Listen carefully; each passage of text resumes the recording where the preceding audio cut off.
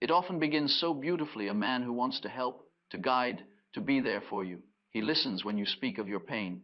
He offers solutions when you tremble with doubt. He tells you he only wants to see you happy, whole, shining again. And for a time it feels safe, as though someone finally understands your fragility and has come to carry you out of it. But slowly, something changes. His warmth begins to feel heavy. His care begins to instruct. His love has conditions written in invisible ink. Be better, be calmer, be stronger, be the woman he imagines you could be. His gaze no longer mirrors you, it edits you. He loves not the woman before him, but the idea of what you might become in his hands. This is not cruelty, it is unconsciousness. Many men fall in love with their own projection, the image of salvation they see in you, not the mystery that you are. They want to fix what they have not yet learned to accept in themselves. They reach to heal your wounds while denying their own, and so their help, though born of affection, becomes a cage. But if you are awake, you will not despise such a man. You will thank him silently, for he is the mirror that reveals a sacred truth. You were never meant to be completed by another. His desire to fix you teaches you to no longer abandon yourself. It calls you back to your own authority, to the place where love is not repair, but recognition. There is a love that does not try to manage you, a presence that does not rearrange your soul. You will know it when it arrives. It will not rush to solve you. It will sit beside you in your storm. It will not demand your healing. It will trust that you are already whole. So if a man comes to fix you, pause. Let his words pass through you like wind through a curtain. See him not as savior, but as symbol, an image of what happens when love forgets to listen. And then turn inward toward the quiet center within you that has always known. You were never broken. You only needed to be seen. In every age of human consciousness, there has existed a pattern as old as myth itself, the savior and the wounded one.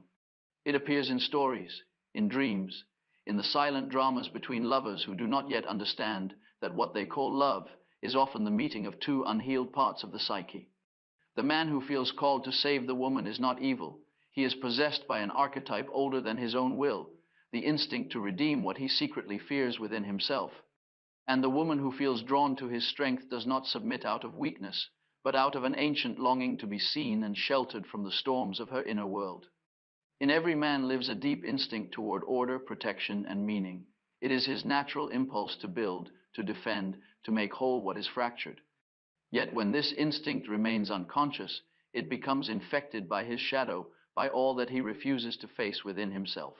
He sees a woman's sadness, her confusion, her tender vulnerability, and he feels the ache to mend it. But what he truly seeks is not her healing. It is his own salvation reflected in her eyes. He wants to fix what she represents, the wounded feeling life he has long buried in silence. He mistakes his projection for love. He calls it devotion, when it is in truth a search for his lost soul. The more she suffers, the more he feels needed, and the more he feels needed, the more he mistakes control for care. Thus the ancient story repeats. The man who rescues becomes the man who rules. What begins as tenderness turns to instruction. What begins as help becomes hierarchy. The woman, too, is not free from the spell. She confuses guidance with understanding, direction with depth. His strength seems like sanctuary, his certainty like love. She mistakes his clarity for wisdom, his correction for concern. Somewhere inside, she hopes that if she accepts his version of her enough times, she will finally be safe, finally worthy, finally seen. But what she does not yet realize is that she has stepped into a myth. The savior and the wounded one are not two people, but two halves of a single psyche. He plays the role of the masculine principle that believes it must bring order to chaos. She plays the feminine principle that believes it must be rescued from its own depth. Both are bound in the same unconscious dance, each reflecting the other's exile from the self. The man's savior archetype is born from an unhealed wound, his disowned capacity to feel. Society has taught him to be strong, decisive, unmoved. Emotion, to him, is weakness, dependence, humiliation. And so he hides his fragility beneath reason, his longing beneath action. When he meets a woman whose soul still trembles with feeling, he senses both fascination and terror. He mistakes her depth for need, her complexity for brokenness, because he cannot yet bear to see that what he truly fears is his own capacity to feel so deeply. The woman's wound, in turn, is her unclaimed authority. having been told for centuries that her wisdom must come through others, through priest, father, husband, lover. She has learned to see herself through borrowed eyes. The man who tries to fix her becomes the outer reflection of the inner voice that says, "You are not enough as you are. You need to be improved before you can be loved." Together, they create the alchemy of unconscious love. One giving too much, the other taking too much, one defining, the other dissolving, one projecting strength, the other reflecting it back in need. Yet even this painful pattern carries a sacred intelligence. The psyche uses every attachment, even the ones that wound us, to guide us toward wholeness. When he tries to fix her, he unknowingly reveals the part of himself he has neglected, the emotional, feeling, receptive dimension. Through her, he meets his own buried tenderness, though he cannot yet name it. And when she feels the sting of being corrected and reshaped, she is being called to awaken the part of herself that knows its own authority. Both are being invited to remember who they are beneath the roles they perform. We can see this pattern woven through the great myths of the world. Perseus, the hero, slays the monster to save Andromeda, yet she remains bound, her freedom determined by his victory. Orpheus descends to Hades to retrieve Eurydice, but his doubt destroys her second life. In both tales, rescue turns to loss, for salvation offered from without can never complete what must be born within. In every myth of the rescuer, the same truth whispers beneath the surface, that love becomes possession when it forgets that the other is a soul, not a symbol. The man who saves must, in the end, confront the fact that his triumph is hollow, that his beloved becomes silent, distant, lifeless, the moment he claims her as the fruit of his heroism. And the woman who once believed she was saved finds herself imprisoned in his idea of her. The dynamic is subtle, often invisible in its beginnings. It hides behind kindness, care, protection, yet somewhere she feels it, the quiet pressure to be better, calmer, more contained. His eyes no longer mirror her truth, they anticipate her improvement. What he calls love begins to sound like instruction. He corrects the way she feels, the way she reacts, the way she thinks. Every gesture carries the undertone, "I know what's best for you." At first, she obeys. She confuses his confidence for wisdom, his certainty for strength, but gradually, something ancient in her begins to resist. The feminine soul does not thrive under management. It grows wild, like nature, cyclic, intuitive, ungovernable. She begins to feel suffocated, not by his cruelty, but by his vision. It is not her suffering he soothes, but his discomfort with her freedom. And then, one quiet morning, she wakes and feels the weight of his love, not as safety, but as confinement. She senses that she has been living inside his imagination, that her soul has been edited, softened, rearranged to fit his ideal. He calls it healing, but it feels like erasure. In his effort to fix her, he has stolen the sacred right to her own becoming. This is the moment of her awakening, when she realizes that what he offers is not true sight, but projection. His gaze no longer nourishes, it defines. His presence, once comforting, now feels heavy with expectation. She begins to see that his desire to heal her was never about her at all. It was about his longing to feel whole through her transformation. This realization, though painful, is not a tragedy, it is an initiation. The spell breaks not through resentment, but through recognition. She sees that he is not her oppressor, but her mirror. His need to fix her reveals the part of her that still believes she needs fixing. His control exposes the part of her that still seeks direction from outside herself. The man, too, stands at a threshold. If he can bear to see his reflection in her disappointment, he will glimpse the deeper truth that his need to save was born of a hidden wound. If he can look beyond pride and see that what he offered was not love but control, disguised as care, he will find compassion for himself. For the savior archetype is not evil, it is simply immature. It is love that has not yet learned to trust the mystery. But most often, it is she who awakens first, and when she does, she must leave his narrative, even if gently. She must begin her own descent not into despair, but into the underworld of her own soul, where no rescuer can follow. There she will meet what she once projected outward, her own inner masculine, the strength that holds without controlling, that guides without possessing.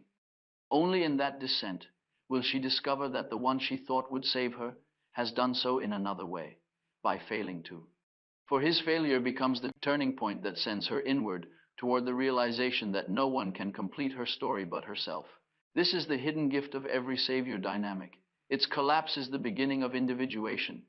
The man who tries to fix you teaches you the cost of abandoning yourself.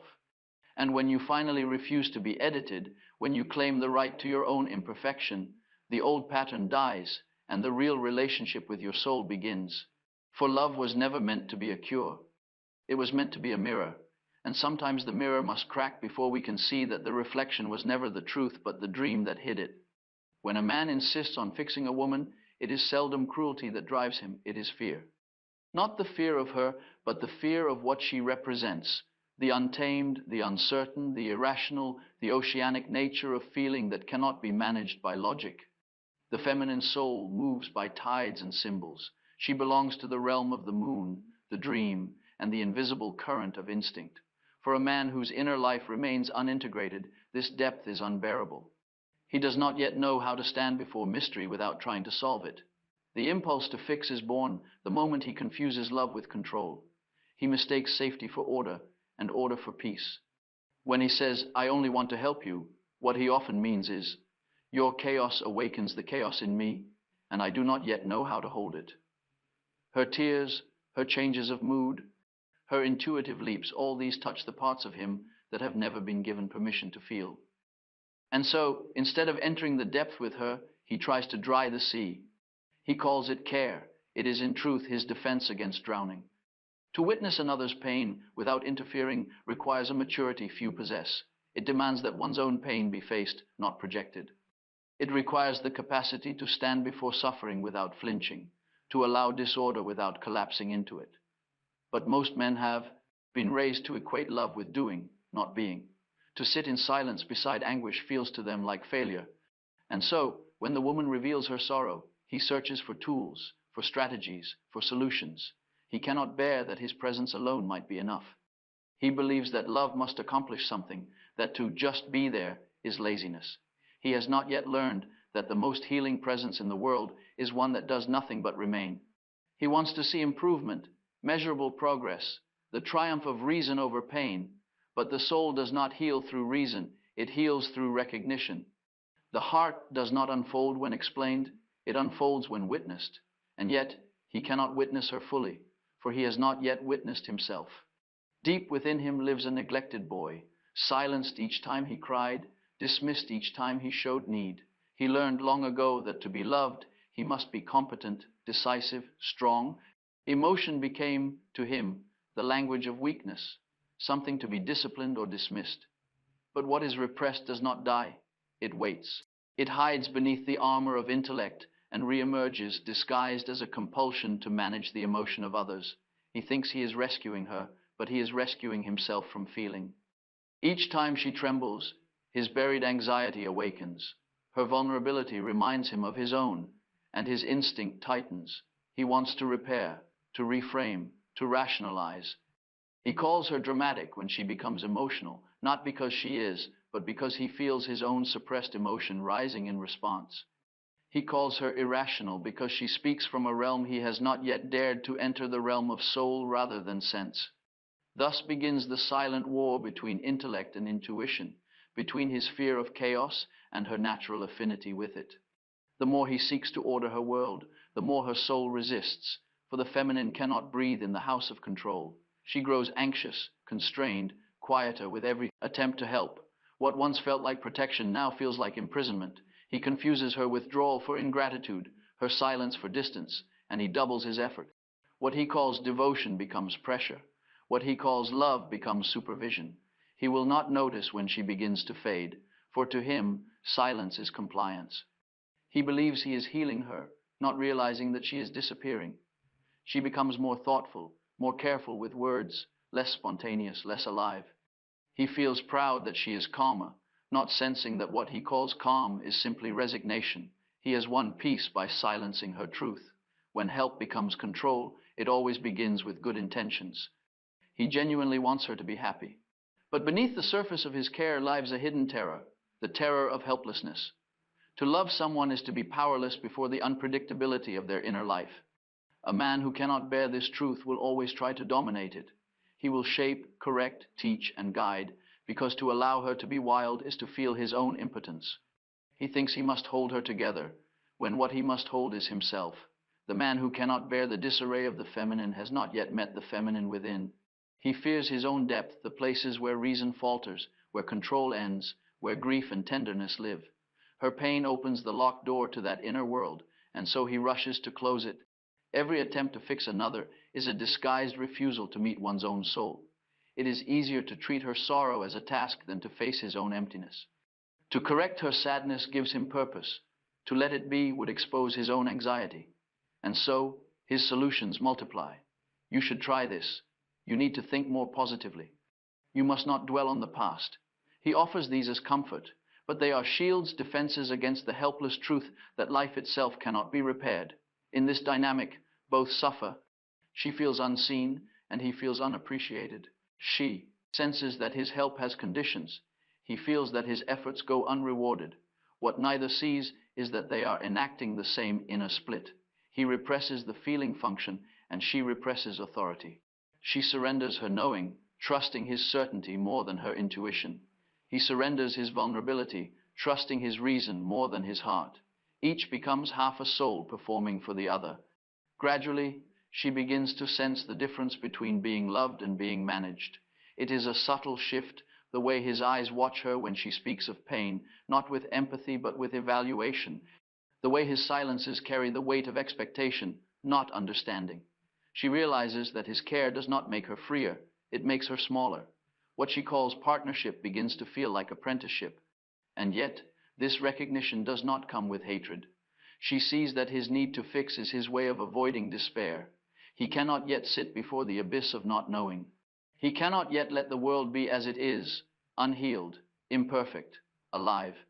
She feels compassion for his struggle, for the fragile humanity behind his authority. But compassion does not require submission. There comes a day when she no longer seeks comfort in his certainty. She begins to trust her confusion more than his conclusions.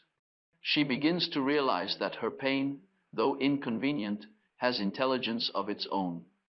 What he calls brokenness is the language of her becoming. She no longer wishes to be improved. She wishes to be heard.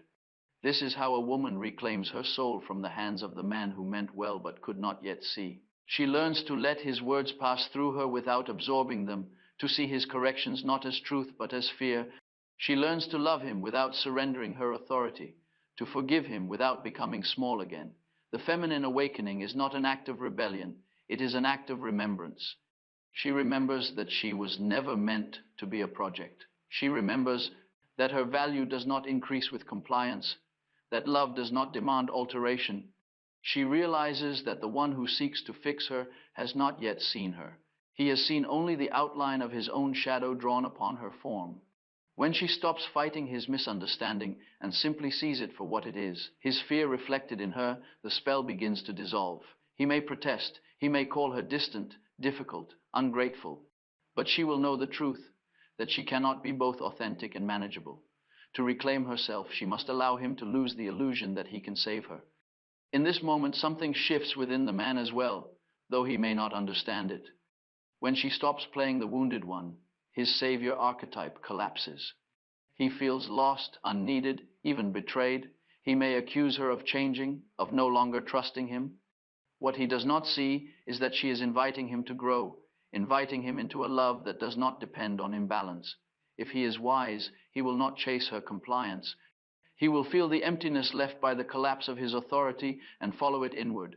He will begin to meet the part of himself that trembled each time she cried, the part that panicked each time she became silent. He will discover that what he tried to fix in her was the mirror of his own helplessness. This is how men begin to awaken through the failure of control. When he can no longer manage love, he must learn to feel it. When he can no longer instruct the feminine, he must learn to listen to her within and without. He must come to see that life does not need repair, only reverence. And if he does not yet understand, it is enough that she does. Her awakening begins the transformation for both. For when she refuses to be fixed, she offers him a mirror of his own healing. When she stops asking for answers, he is confronted with the silence that no solution can fill. In that silence, he may glimpse the truth, that what love requires is not mastery, but surrender. She will walk forward from him, not in anger, but in clarity. Her compassion remains, but it no longer binds her. She blesses the man who tried to fix her, for he was the threshold through which she passed to meet herself. His help became her initiation.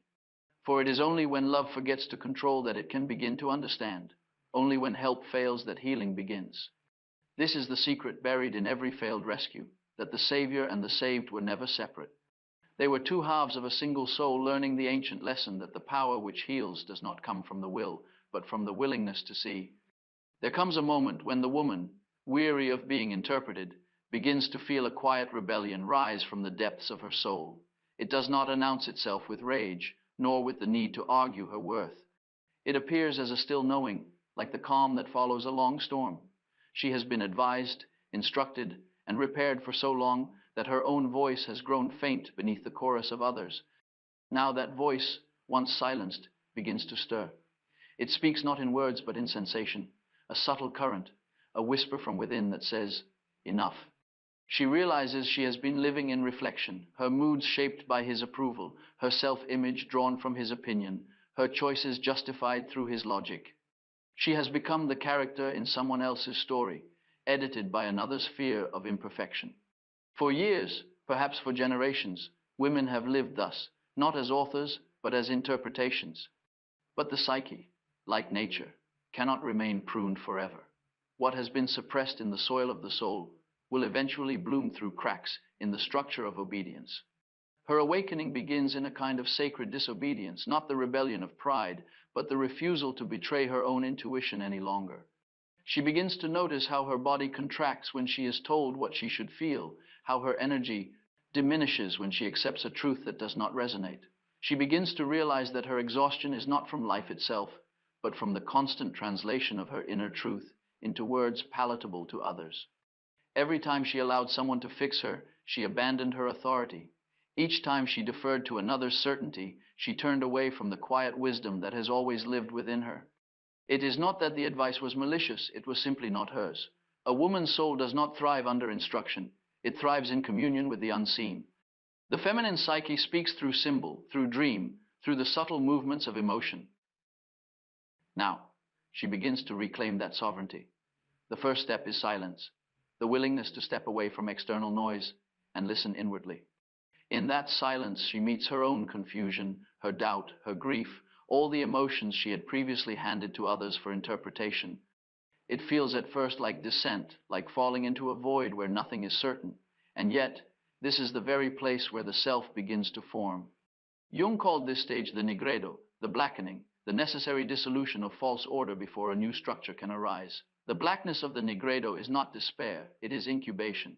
Within it, all the discarded aspects of her soul, the anger she suppressed, the instinct she doubted, the desire she denied, begin to gather again, waiting to be reborn.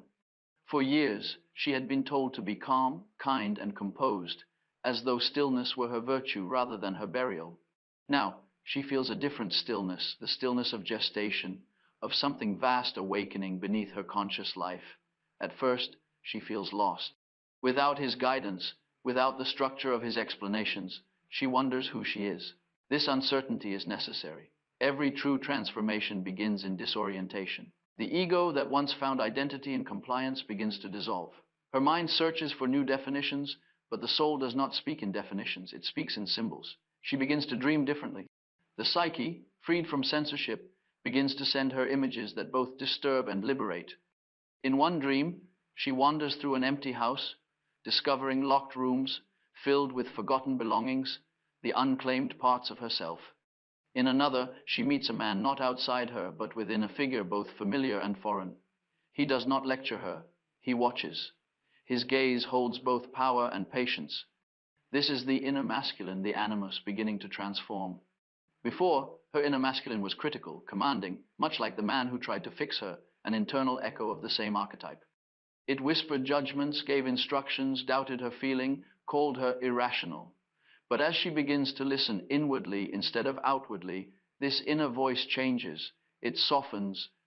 It ceases to dominate and begins to serve. The inner masculine, when redeemed, becomes not the tyrant but the guardian, the principle of conscious awareness that protects the unfolding of the feminine mystery within. This is the turning point in every woman's individuation. The masculine within must be reconciled, not rejected. If she only resists men outwardly, she remains bound to them inwardly through opposition. But when she begins to integrate her own inner man to take his strength without his dominance, his clarity without his control, she becomes whole. The man outside who once seemed so powerful begins to lose his spell, for she has found his counterpart within herself. In this new relationship with her inner masculine, her suffering no longer feels like a punishment to be corrected. It becomes an oracle to be consulted. She learns to hold her pain consciously, not dramatizing it, not denying it, but listening to it. Pain becomes information, emotion becomes guidance. She realizes that her darkness was never an illness, but a depth, that what she called brokenness was simply complexity misunderstood. This realization transforms her. The woman who once sought rescuers now becomes her own witness. She no longer searches for validation outside herself, for her sense of worth begins to arise from the quiet certainty that she can face whatever comes. She understands that she no longer needs to be saved because she has stopped abandoning herself. In the mythic sense, she has become Persephone, no longer the maiden dragged helplessly into the underworld, but the queen who walks there willingly, knowing that her kingdom lies below. The descent she once feared has become her initiation. She no longer waits for the hero. She becomes the guide of her own soul. This is not defiance of the masculine, it is reconciliation with it. The man who once tried to fix her symbolized her outer dependence on the rational and authoritative. Now, she holds that same function inwardly. Her thought and her feeling, once at war, begin to converse. Her intuition, once doubted, now sits beside her reason as equal. This inner marriage is the foundation of her strength. When she emerges from this inner descent, she moves differently. She no longer explains her intuition, she embodies it. She no longer justifies her emotion, she trusts its intelligence. Her calm is no longer submission, it is sovereignty. The external world feels less threatening because she has discovered a stillness within that cannot be stolen or corrected. She begins to meet men differently now. The kind who once fascinated her, the rescuers, the explainers, the helpers, now feel strangely small. Their certainty no longer comforts her, it confines. She no longer seeks mirrors to affirm her light, for she has met her darkness and found it luminous. And so, when she encounters a man who tries to fix her, she no longer protests. She simply does not participate. His instructions fall into silence, for she knows that no one who truly sees her would seek to improve her.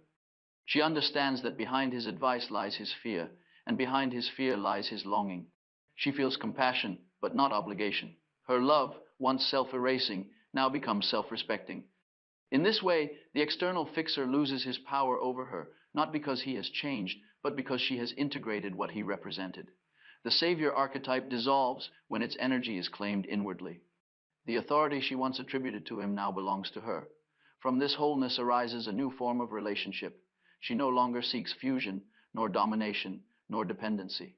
She desires partnership, a union between equals, not halves.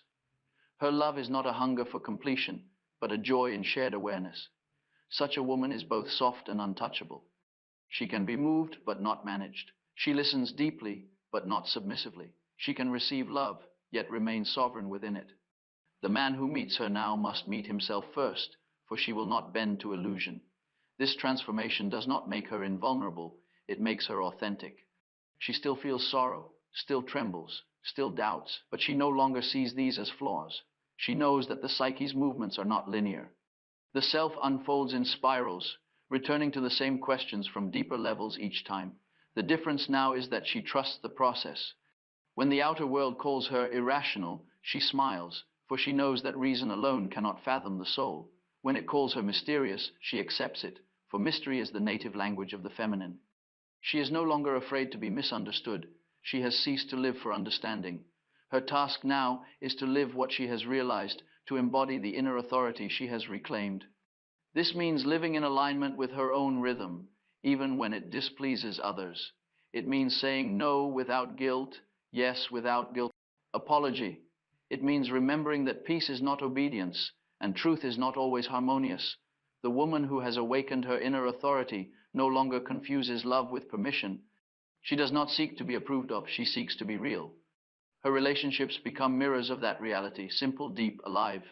She attracts those who have faced their own shadow, for only such souls can recognize her.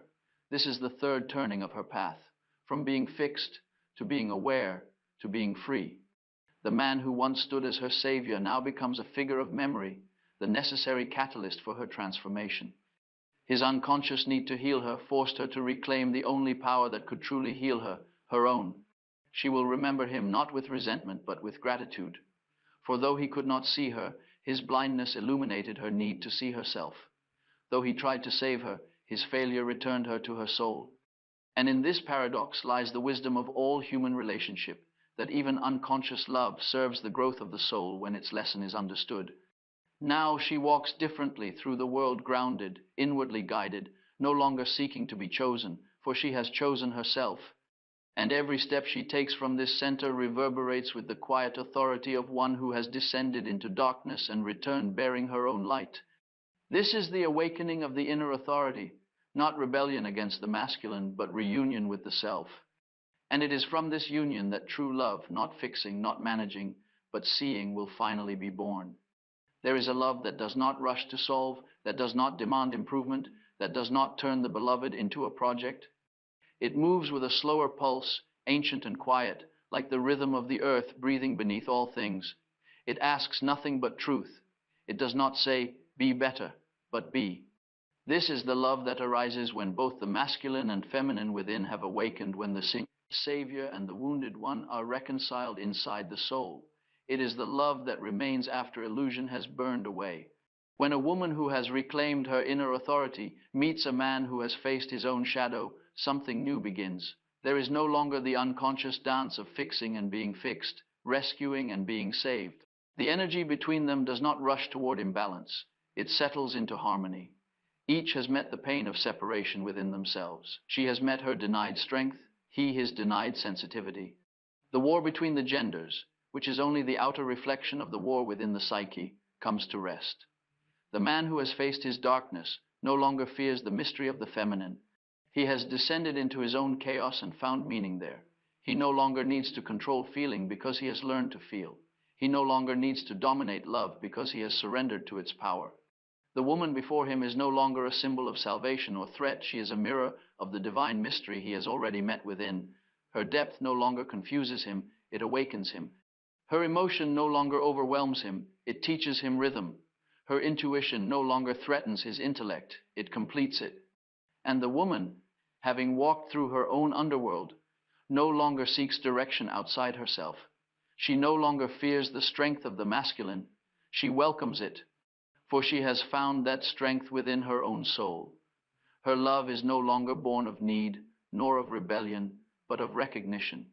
She can stand before a man and not lose herself, just as he can stand before her and not retreat. Each sees the other not as remedy, but as revelation.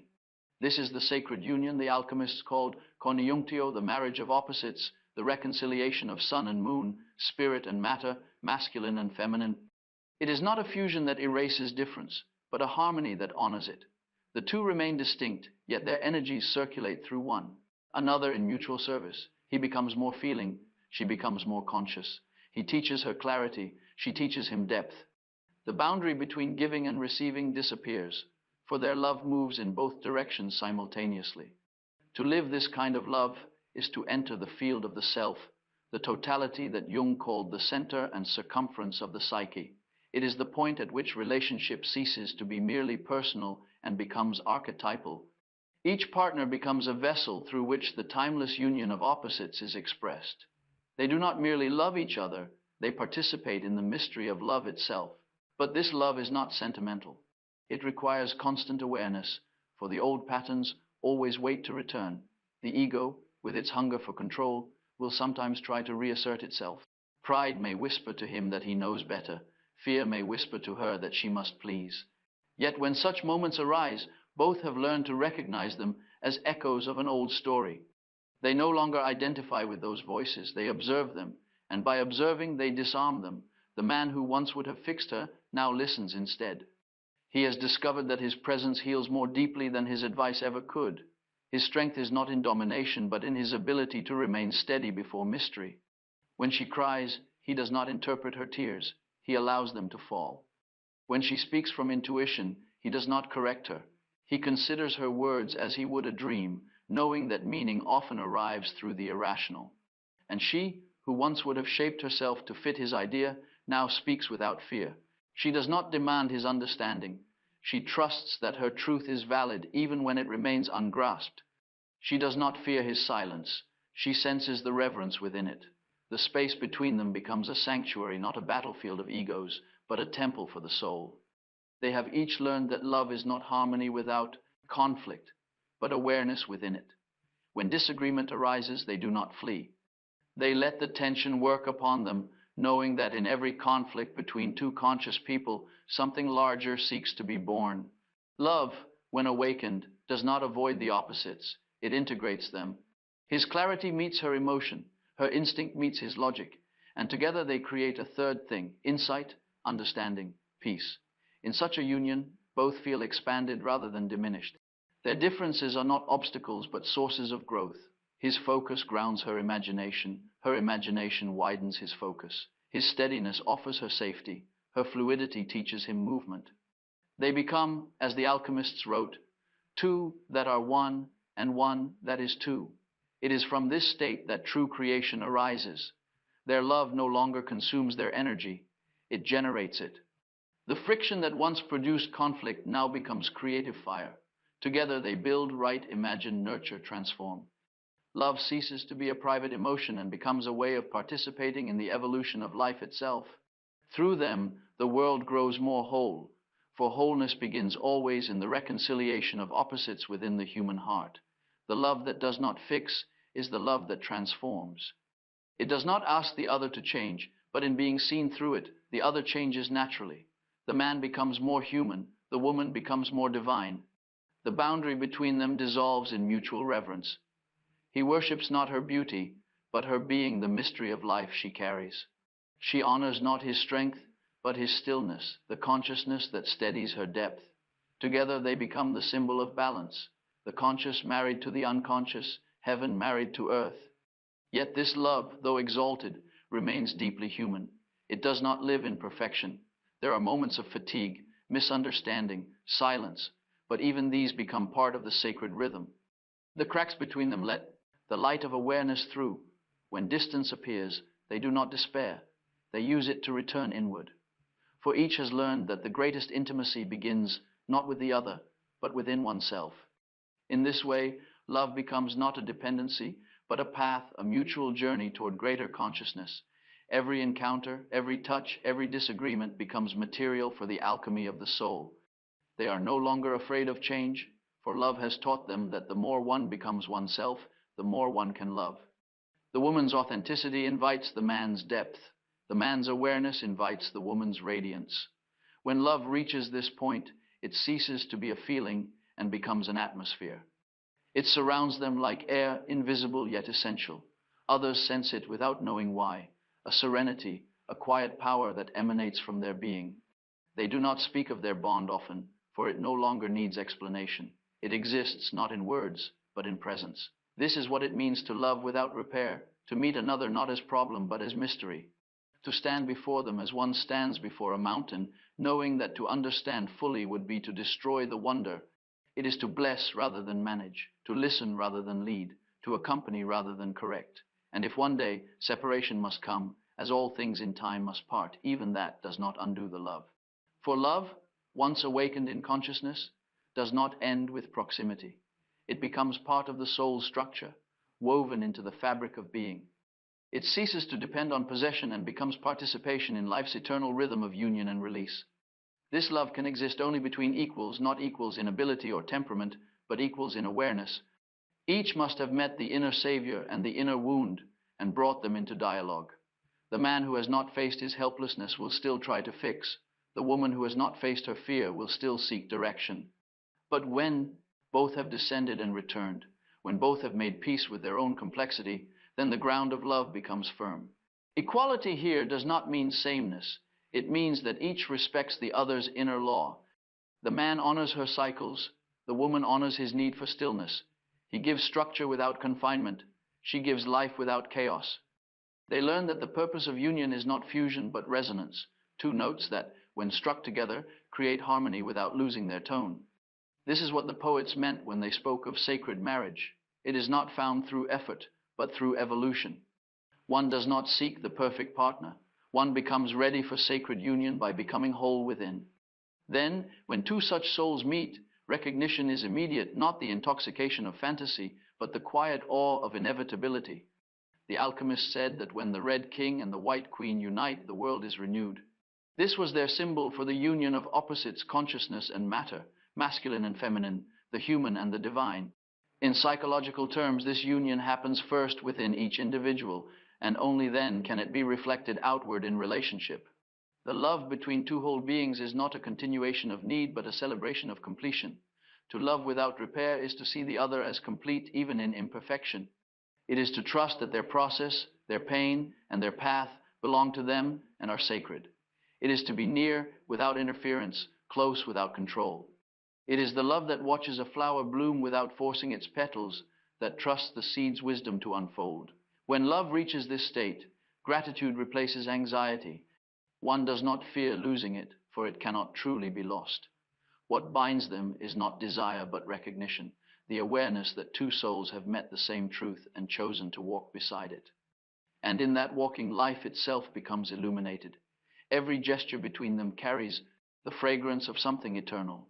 Every touch is both human and divine. Every silence between them is full of the music of understanding. This is the final transformation, the moment when the Savior and the saved vanish, when only love remains. It is not the love that seeks to make the other good, but the love that makes both whole. It is not the love that mends what is broken, but the love that sees that nothing essential was ever broken at all. For love, when freed from the impulse to fix, reveals its original nature, not a solution, but a state of seeing. The right man does not fix the woman. He stands beside her as she remembers that she was never broken. And she, in remembering, teaches him the same, that what he sought to repair in others was never wrong, only unloved. This is the sacred union of equals, love without control, care without correction, intimacy without fear.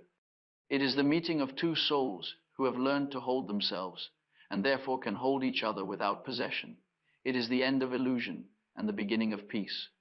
And when such love appears in the world, even the earth seems to breathe more deeply, as though relieved to see her own truth reflected in human form. For every union born in consciousness heals not only two hearts, but the split within all of life, the ancient wound between the masculine and feminine, heaven and earth, spirit and flesh. This is the purpose of love, not to fix what is broken, but to make conscious what was divided, so that life, through our understanding, might finally remember itself as whole.